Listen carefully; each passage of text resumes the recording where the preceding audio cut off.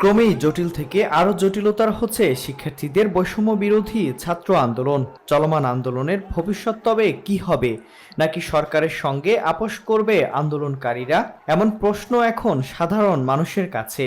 আন্দোলনের ধারাবাহিকতায় 4 আগস্ট থেকে সর্বাত্মক অসহযোগ আন্দোলনের ঘোষণা দিয়েছে শিক্ষার্থীরা। পাশাপাশি রাজধানী সহ দেশের বিভিন্ন স্থানে বিক্ষোভ কর্মসূচি পালন করছেন তারা। এতে বেশ কিছু জায়গায় পুলিশ আওয়ামী লীগের সঙ্গে আন্দোলনকারীদের সংঘর্ষ এবং ধাওয়া পাল্টা ধাওয়ার ঘটনা ঘটছে।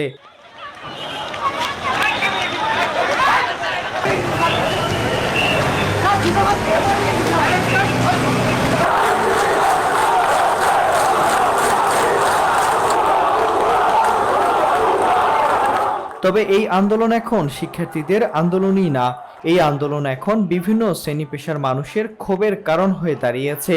তারা বলছে, দুর্নীতি, অনিয়ম, অর্থ পাচার, ব্যাংক লুটপাট সহ বিভিন্ন ইস্যুতে জনমনে ক্ষোভের প্রকাশ ঘটছে এই আন্দোলনের মাধ্যমে। আন্দোলনের অংশ হিসেবে আজও রাজধানীর বিভিন্ন এলাকায় শান্তিপূর্ণ কর্মসূচি পালন করছে শিক্ষার্থীরা।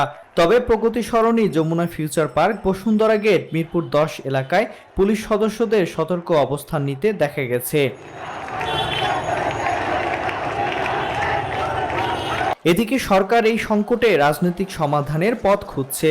প্রধানমন্ত্রী শেখ হাসিনা আলোচনায় বসার প্রস্তাব দিলেও তা নাকচ করে দিয়েছে বৈষম্য বিরোধী ছাত্র আন্দোলনের সমন্বয়কারীরা।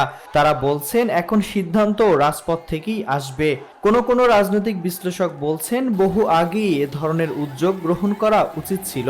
এ ধরনের উদ্যোগ আগে গ্রহণ করলে সংকট এত জটিল হতো না, ঘটতো না কোনো প্রাণহানির মতো ঘটনা। এখন সময় অনেক গড়িয়েছে। সরকারের সঙ্গে শিক্ষার্থীদের একটি অবিশ্বাসের দেয়াল তৈরি হয়েছে। অনেক কিছুই এখন সরকারের নিয়ন্ত্রণের বাইরে চলে গেছে। অপরদিকে শিক্ষার্থীরা অসহযোগ আন্দোলনে সফল করার জন্য 6টি বিষয় তুলে ধরেছেন।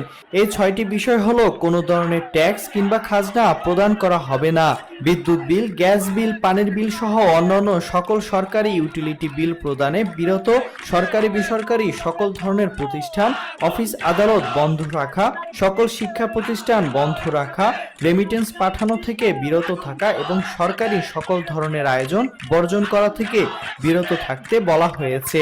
এছাড়া ভবনে ভবনে, পাড়ায় পাড়ায়, মহল্লায় মহল্লায়, জেলায় জেলায় আন্দোলন গড়ে তোলার আহ্বান জানিয়েছে বৈষম্য বিরোধী ছাত্র আন্দোলনকারীরা।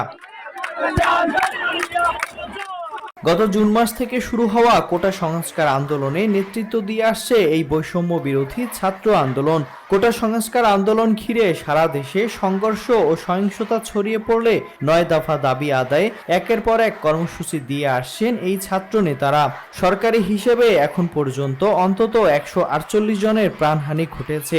এছাড়া আহত এবং হতাহত হয়েছে বহু মানুষ। Miran Ahmed, SA TV digital.